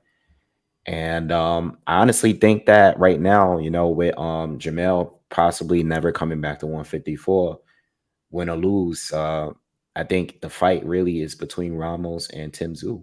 I've been talking about for the last year that's going to be the fight at some point, you know. It is. Like Lubin, he really needs this win because, you know, at this point, if he takes another loss, he's going to be like the gatekeeper at 154. You know, I hate to say it like that, but, you know, it is what it is, you know. Good point. But I like Ramos. He's only 22, and his ceiling is still, it's going to keep going up. I like him a lot. So yeah, I got him getting stopped in the second half of this fight. Lubin? Yeah, Lubin's going to get stopped in the second half of this fight. It's good. Oh, by the way, this is my favorite fight. Okay. The weekend outside of Canelo and Charlo. Nice. My favorite one. Love the fight, yeah. This is fight of the night. This is fight of the night wave on that card. It's going to be fight of the night. And I'm excited because there's two major prospects going into contention right now at the 154, and that's Ramos 1, number 2, Sander Zayas. So that's not going to happen right now, but eventually, if things get it could, and that will be well, not right now. I think it's going to happen maybe if they both have a championship and they're unified, right? But yeah, got, you know, it's different promoters. Forgot about Xander. Top Ranks does get, you know, I'm not sure about PBC at Top Ranks. So look, I like Xander. He's already beat a guy just outside the top 10, so he's not that far away, but it's about maybe 2 years or so. I'd say Ramos is slightly a little bit higher as it pertains to what at the moment. I got you. Resume wise, yeah, he has fought a lot of better fighters than Sander, but it's on its way. So I agree.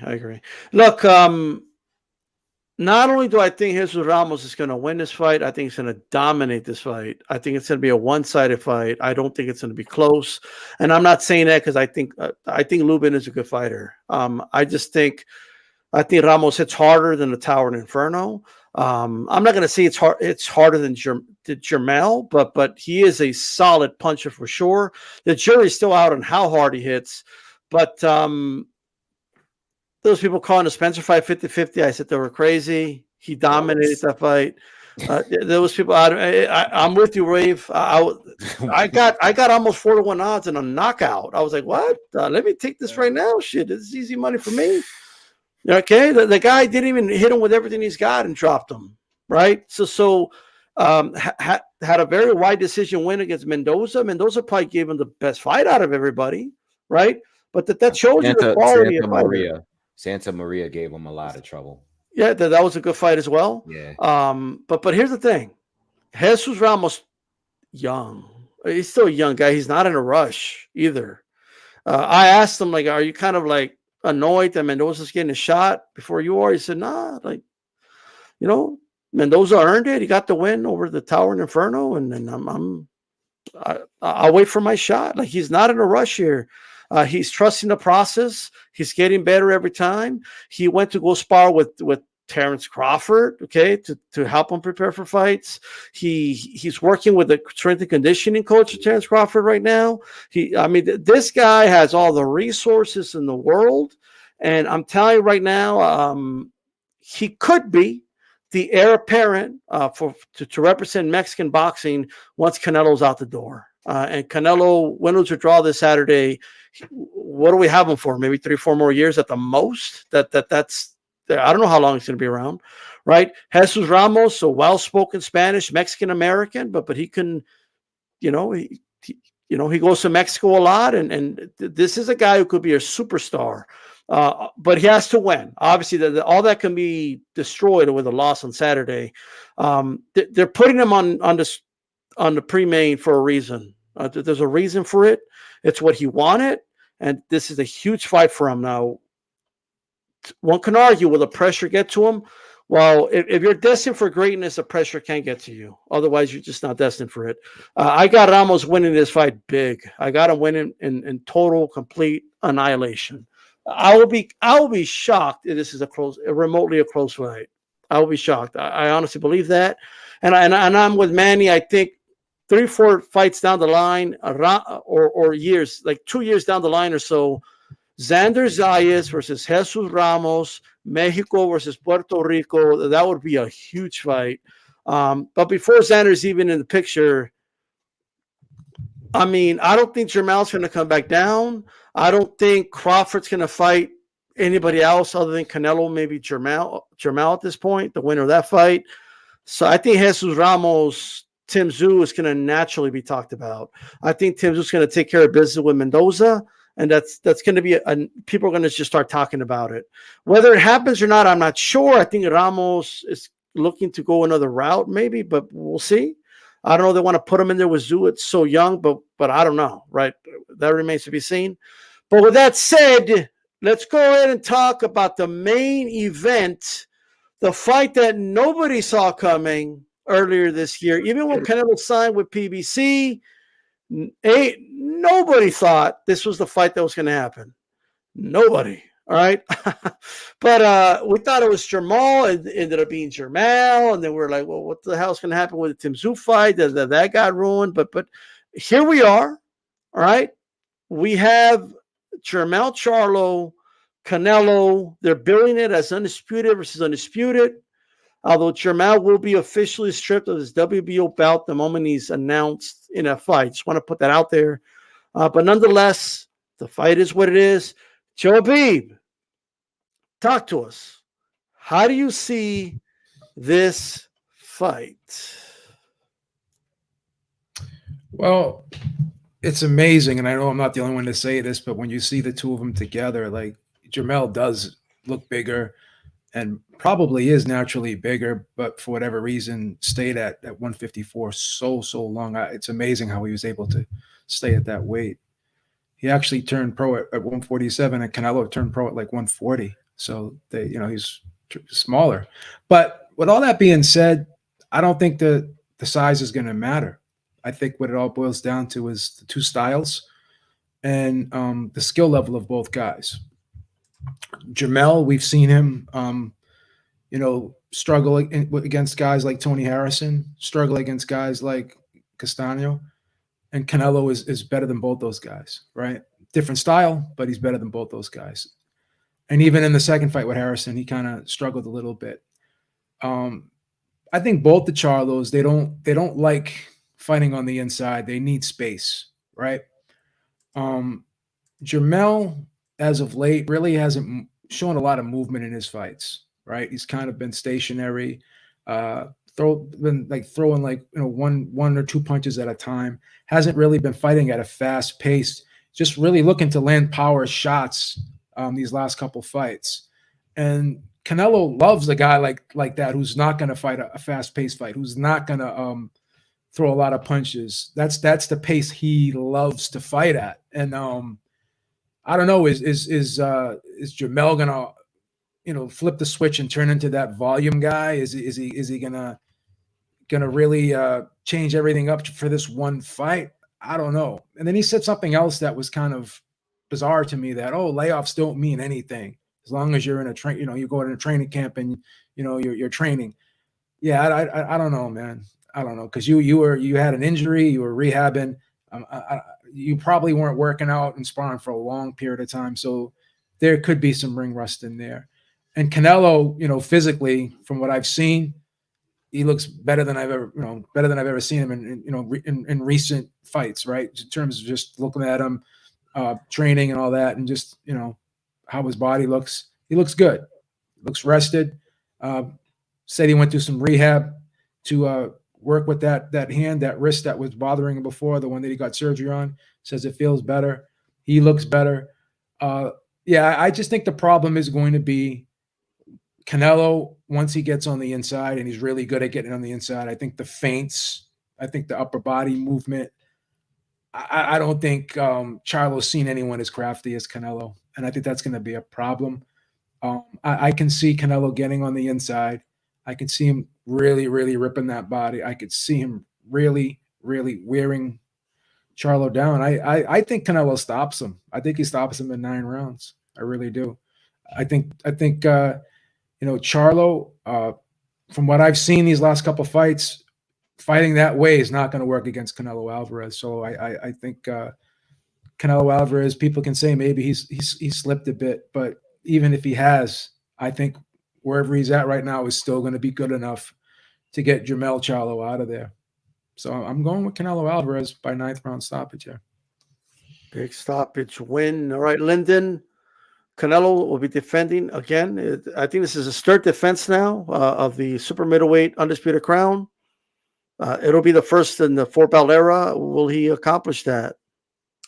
Look, I love the fight. I think, the only thing I don't like is Canelo's in a little bit of a no-win situation. If he beats Charlo, he's beaten a blown up 154. If he loses, well, he was never that good in the first place. That's the only thing I don't like about it. But the two guys themselves got a lot of respect, obviously, for Canelo, but also Charlo. I think, he's a polarizing type of character, isn't he? And but I think he's going to come to fight. And one thing that has surprised me, probably like all you, is the size, or the lack of size difference that we all thought there might be. And I've got no doubt that Charlo probably walks around heavier at a natural weight than what Canelo does. So I don't think the weight's going to be a massive issue. I think, like Beeb said, I think Canelo really looks in good condition. I think he's really turned back the clock a little bit as far as his conditioning goes. And I think that maybe like Mayweather did back in the day, he trained smarter rather than harder, and Pacquiao was the same. So I really like Canelo. The one thing that has worried me a little bit about Charlo is that his body language, his demeanor, he's not the usual brash, not sort of trash talking sort of guy, but he's been very subdued in the build up, I thought. So maybe that's just him steeling himself to get himself up for the fight. The only thing, I think I'm going to go with Canelo. I think he can get Charlo out of there late or by unanimous decision. I think the pace that Charlo fights that will suit Canelo. I think Canelo, as he's gone up in weight, has fought at a lot lesser punch rate than he did when he was at 154, maybe 160. So I think the fact that Charlo's not a real high output puncher either will suit Canelo. He'll get to fight at his own pace. Unlike what happened against Bivol, of course, when he was taken right out of his comfort zone and made to fight 3 minutes of every round. So I think that plays into Canelo's hands. I really think, too, the inactivity of Charlo will play a massive part as well. Canelo's been one of the most active fighters over the last few years. Charlo probably one of the most inactive, and I think that's going to be a big difference as well. So the inactivity rather than the weight, I think, will be the deciding factor in this fight. And as I said, I think Canelo wins by unanimous decision or possibly 10th or 11th round knockout. All right. Okay. All right. Make sure you guys hit my like button. By the way, we're almost at 60 likes. I appreciate you guys being here. Base, how do you see this matchup, brother? Yeah, I've always maintained the Charlos, both of them. Now, more Jermell than Jermell, but both have this I'm the baddest man on the planet energy before a contract gets signed. And then as soon as a contract gets signed, unless it was for like Tony Harrison, because that was the only one I think Jermell really got up for in terms of the trash talk, but everyone else is always like, yeah, it's almost like, okay, I don't have that energy for you, especially when I'm right in front of you. And obviously Jermell, we saw exactly what happened with him and Danny Jacobs, and I guess more recently Caleb Plant. Like, you're not really about what you claim you're about. And I've heard a lot from Jermell in the lead up to this. Obviously, you see, things like the All Access prior. Yeah, I think I can beat him, or like, yeah, on the lives, I want Canelo. Of course, I want Canelo. And then, like, you get in his presence and you just shrink.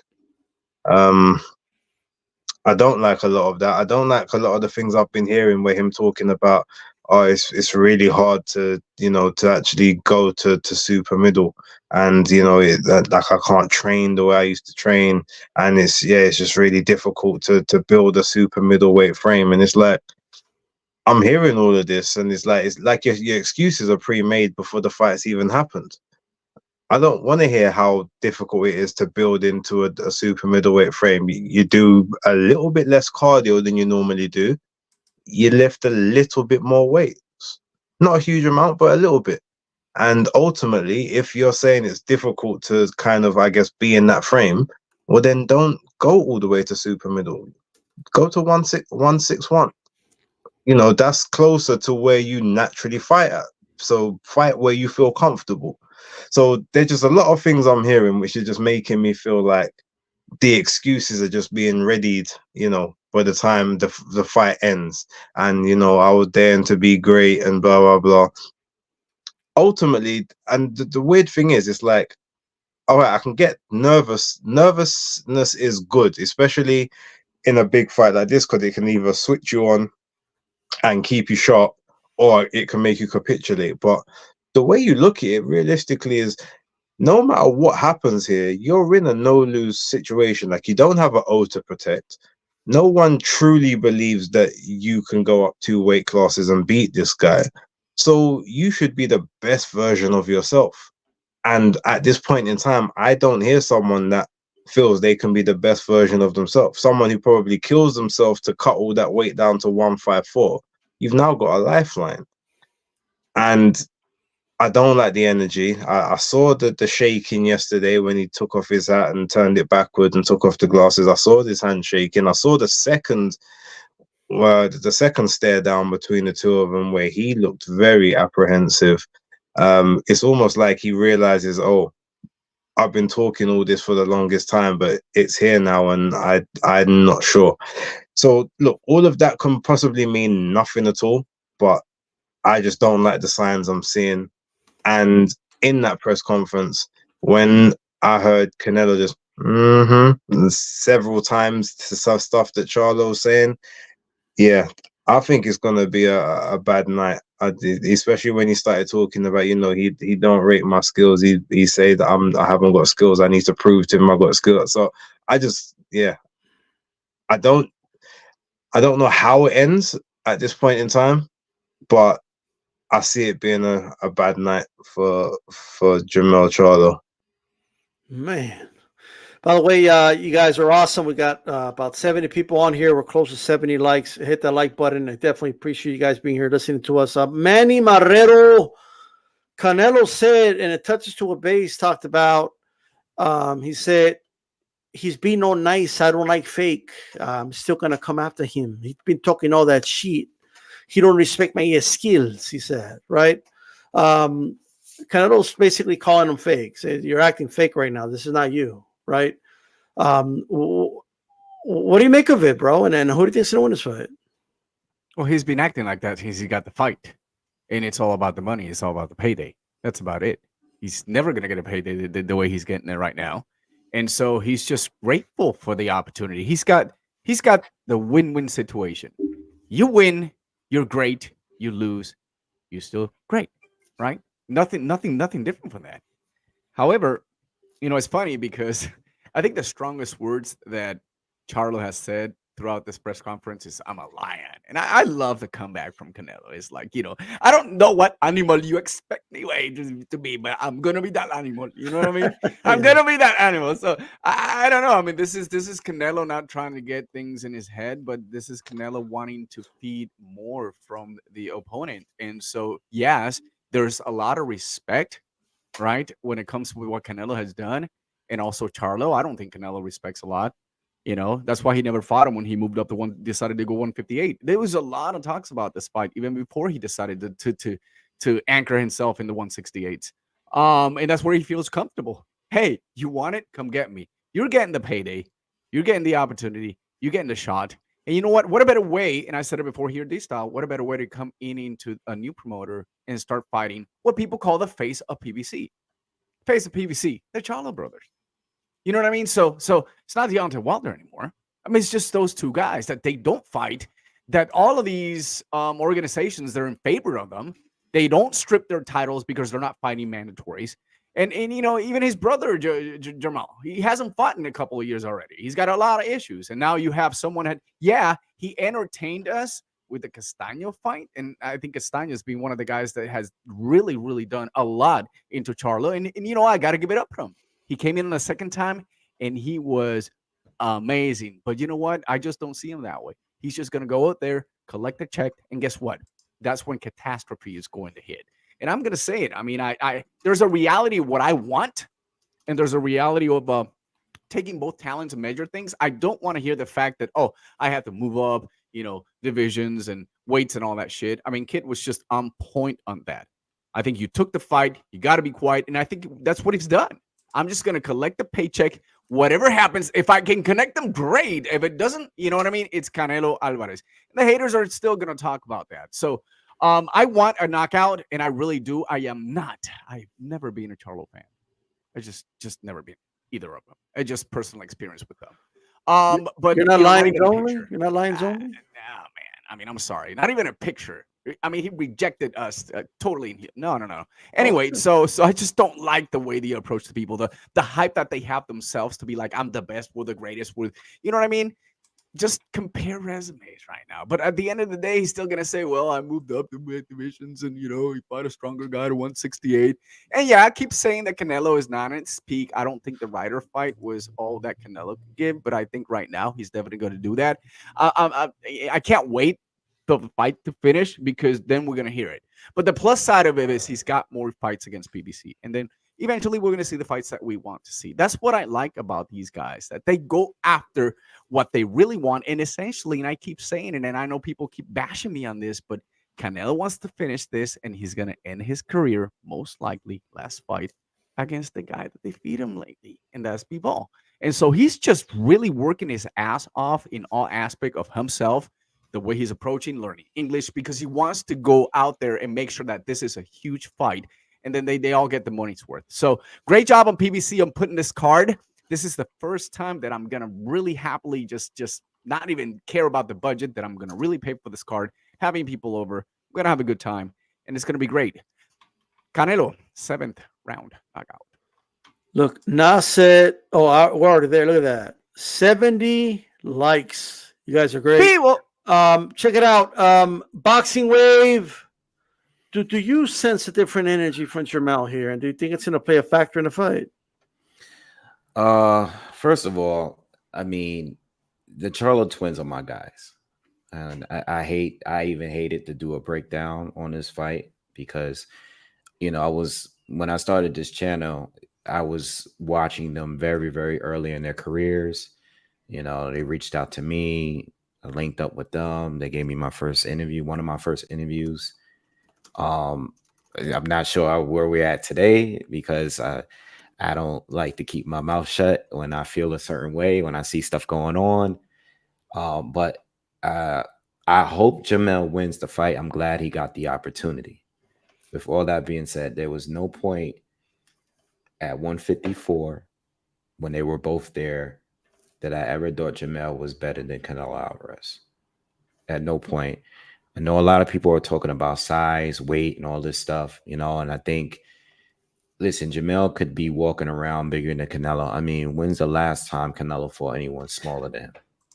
Like, when was the last time? I don't even know. Like, is Jermell bigger than any of the recent opponents that Canelo had?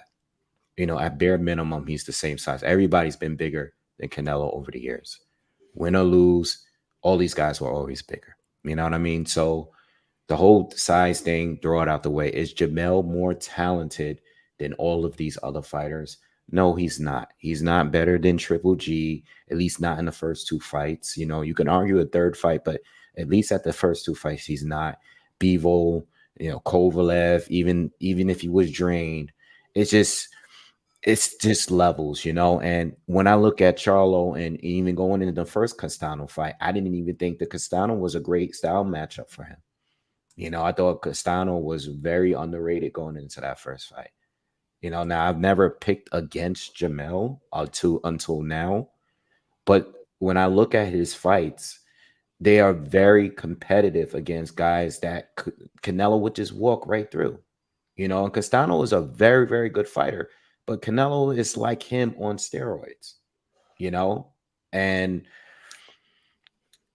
I think when I made this video, I feel like in order for it to be really competitive or for Jermell to have a chance to win this fight, he has to be perfect. He has to be perfect, and Canelo has to continue going down this downslope that everybody is saying that he's going on. And I don't even know if that's necessarily true, because sometimes I feel that Canelo was just in his own head coming off that plant win. Everybody was talking about him being better than Usyk and all these cruiserweights, and everybody better BF. Everybody was hyping him up, saying he could beat anyone up to heavyweight. And he started fighting in a way where he was just trying to knock everyone out quick. Now Bivol is one thing. I just want to sit that fight to the side because Bivol was just clearly better. But what's the name? Triple G and a trilogy, and who was the last opponent? Ryder. I think there are certain things that Canelo has abandoned. One particular thing is his defense, the lack of his jab, and a few other things. I feel like he hasn't really, fought these recent fights in a way where it's not as strategic, not as disciplined, and maybe he is falling off. It could be that, everybody says he's 18 years in as a pro, so he might be falling off a little bit. But the very best Jermell Charlo, which is what I saw in the very last fight against Castano, the best I've ever seen in his whole career. Even that version of Charlo, when I watch him and then go and watch Canelo's most recent fights, where I don't even think he looked that great, I still think Canelo's better, even on his best day. If Charlo wins, I'll be happy for him. I want him to win the fight, but I'm not expecting him to. I just think that style-wise, there's plenty of opportunities for Canelo to capitalize on his mistakes. He's done it with more difficult fighters, and bigger fighters as well. So it's this size thing. Can we just look at the styles here and just, it doesn't really match up well. Not for Charlo, at least, in my opinion. You know what I mean? So I have Canelo winning. You know, I didn't decide on whether it's going to be by a stoppage or a decision. You know, Charlo's been very durable throughout his career. You know, but you know, even going up in weight, it could play as a disadvantage for him too, because he's been very his conditioning has been great throughout his career. But now he's going to be heavier. You know, he might feel better, but down the stretch, is he still going to be with pressure on you? And a guy that's just not throwing a bunch of punches like Castano did, more calculated counters and punching in between your punches. You know what I'm saying? It's just, I think there's levels, and unfortunately, I don't think Charlo's going to win this fight Saturday night. You know, and it is what it is. And You know, I didn't even like his body language at the press conference, believe it or not. You know, I don't think he's not throughout since they started the fight. They made the fight up. So yeah, like he wore a sweater in the middle of the summer. Like, were you feeling the chills for Canelo, or what? Like, what was going on? What? Yeah, he probably is nervous. You know, I mean, he probably is, and not only that, but he's not the greatest speaker on top of that. So, you know, even with the trash talk with Tony, You're right about that. He's not the best, but yeah, I got Canelo winning this one. Look, I remember when Harrison was just running circles around him in the press conferences. You know, so it is what it is, right? Right. But look, I think deep down, despite all the money Canelo's made, he's made millions, and he has businesses in Mexico, and he has every reason like to not fight, to be honest with you. I mean, the guy has so much money, it's crazy, right? But he obviously still loves to do it, right? Like, of course, he's a prize fighter, he's going to get paid, but deep down, what he is, it's kind of like what Rocky Balboa told Adrian, right? Like I'm a fighter. Like he's a fighter by heart. It's what he does. It's what he loves, and you could tell. And I think when he looks at Jermell, I believe Canelo when he says this guy's being fake. Like, I believe him. Right? He's saying this guy's being fake right now. And I know, like, Canelo hasn't said these things, but like he's just kind of, alluded to it. But this guy was calling him Bitch Nello, right? He went on Instagram on a drunken rant. Oh, come on, Bitch Nello, let's do it. Come on, let's go. And Canelo's wondering, where's that energy dude? Where's that dude? I'm standing right in front of you, right? And your hand's shaking while you're putting your backwards cap and you're kissing my ass, right? Jermell's talking more shit about his brother than he is Canelo, right? Like, yeah, I'm Lions only, me and my brother. Well, really only me. But yeah, I love my brother though. But I don't know where he's at. I don't know what's up with him. But at least I'm holding up the Charlo name, although my brother's kind of fucking it up. But still, that's Jermell right now, right? Now, I don't know what the drama is with his brother. I don't know whatever it is. It's time to zone in, because you're about to go in the ring with one of the best fighters on the planet, and you're in his division. And like Joe Habib said in the chat, if you're the lion, right? If your habitat, the lion's a king of the jungle, but they're about to throw you in the shark tank or the killer whale tank, whatever, right? All right, they're about to throw you in that tank. You better learn how to swim, and you better learn really quick. Jermell Charlo is a good fighter. I think I have a lot of respect for him as far as what he's done in the ring. I've never been a fan of at least lately, of the way he's been. Like, I don't like how he handled the Tim Tszyu situation. It's got to keep it real, okay? But aside from that, he's been a fighting champion. He practically almost cleaned out his division outside of Tim Tszyu. And this is a guy that's been doing it for a while, 154, maybe too long, right? Good fighter. Going up to fight Canelo, he's daring to be great, but you can't just dare to do it. You got to do it, right? Like we've seen the success story. We've seen Manny Pacquiao move up and beat Miguel Cotto, right? When he was a little guy or whatever. We've seen Ray Leonard move up to beat Hagler. We've seen it happen, but we've also seen Cal Brook, get his face shattered by Gennady Golovkin, right? Like, we've seen when it doesn't work out, and I think that's where Jermell's heading. This is a very inactive fighter. He has not fought since May of last year. And this is someone that I believe didn't have, just my opinion, but I don't think he had the confidence. I don't think he felt the confidence to beat Tim Tszyu. And that's why I think he prolonged that fight.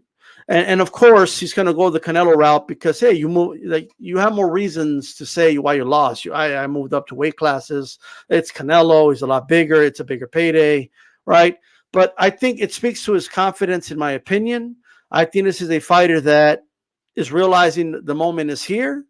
And I'm telling you right now, you're going to walk out to the ring first and you're going to see the extravagant, whatever type of entrance you're going to have. He's going to go to the ring. And is he going to do the Caleb Plant? When Caleb Plant was talking to Canelo, hey, I'm a good fighter. Hey, we're having fun here, right? And Canelo just like, yo, I'm going to knock your head off, dude. You can talk to me if you want, right? And that's one thing Canelo said at one of the interviews. He said, I'm still going to try to take his head off. Like, I'm not going to take it easy on him because he's being nice to me at the press conference. Because Canelo's a fighter by heart. So is Charlo. But I think there's levels to this. I think Canelo just, a level above. And it's his weight class. It's his fight to lose here. I got Canelo winning this. I'm liking the late round stoppage or decision. That's where I'm aligning. I think that's where I'm going. I think he's going to stop him late. But if not, it'll go decision. That's how I see this fight. Right? Anybody have anything else to add before we wrap this one up? I just was gonna say, I'm glad it's Jermell over Jermell because Jermell is not in a position to fight right now. Mentally, physically, injury. No, you're right. I'm talking about Andre, Jake, like his first fight, he needs to tune up because I don't even know where he's at right now.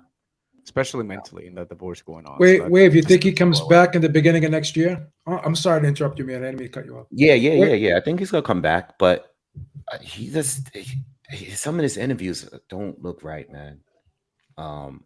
He looks very defeated, and I think his brother just coming out sometimes and dogging him out, and I don't like that neither. Man. I didn't like what he said about his brother. You mentioned it. What he was saying about him in the interviews, like at least somebody's doing something. I'm Charlo. I'm like, that's not necessary. You're not fighting your brother. You fighting Canelo. It's the attention. His brother got the chance. You know what I think that is? Because remember, he's always been Little Charlo, and he's been in interviews when his brothers even called him Little Charlo right next to him. So it's like, you're always sonning me. Well, now I'm actually the one carrying our name. I'm gonna throw it back at you a little. That's what I think it is more so than. Plus, that undisputed status has to be, like in every family dinner, I guess, like Thanksgiving or whatever. You know what I mean? Like the Eli Manning and Peyton Manning. I now got two. My little one's got two, right? So you got undisputed, but you lost one. But I'm undefeated, and I'm a world champion. So I think it has to do with it too as well. And I think it just mentally, both guys, they need a lot of help. They have a lot of mental issues. Look, and I'm not saying crazy or anything like that. I'm saying like a lot of issues outside when it comes to the sport boxing. Look, this will say everything. When Jermell was being interviewed in the Mike Tyson, I forget the name of the podcast, but Mike Tyson's podcast. Oh, the Hot Boxing podcast. Okay, there you go. I remember he said he was talking. Oh, these fighters, man, they talk a lot on Twitter, but like when I'm in person, they have nothing to say. But I don't know, bro. I think that was projection because when people like whether it's Danny Jacobs or whether it's Caleb Plant, you seem to have you're the one with the different energy, Jermell. Like I'm just putting that out there. Like this guy slapped you in the face and you walked away, right? I couldn't imagine like when Caleb Plant tried to slap Canelo, we saw what happened. Like, you know what I mean? Like there's something wrong with Jermell. Like there's just something wrong with him. I agree with. Well, looking back at that interview now, because this is where Tyson called Benavidez the Mexican. That's when that all started, right? I think that's the interview. Yeah. Jermell was probably going through this stuff at that point. We just didn't know yet. And you know what's crazy, Wave? Speaking to what Bass, because Bass just made an excellent point. I was watching like the media scrum, and Jermell said yesterday, everyone calls me the little Charlo, but I'm the Charlo that's holding it down right now. So maybe he was revealing a lot of things that were going on behind the scenes, and he was kind of just letting it all out at this particular time, Yeah. One more I saw another podcast where Jermell and Jermell were on the same podcast, and I forget exactly what was said, but the main point is Jermell was basically saying like, yeah, I can't even talk to my brother about my feelings, and I can't talk to him about what I'm going through. And Jermell was just like, I don't know, man. I'm just a heartless dude. He's like, I'm gonna, it's just like his mind is like on something else. You know what I mean? They're on two different lanes here, and I don't know if maybe Jermell does feel the pressure of trying to represent him and his brother, and maybe the fight means a lot to him because of that. But maybe he channels it in a way that can at least give us a great fight. You know what I mean? Jermell is really intense all the time. I think so. He's like, you know how like DMX Sid is like, Jermell, like when in person, he's very like, he's like that all the time.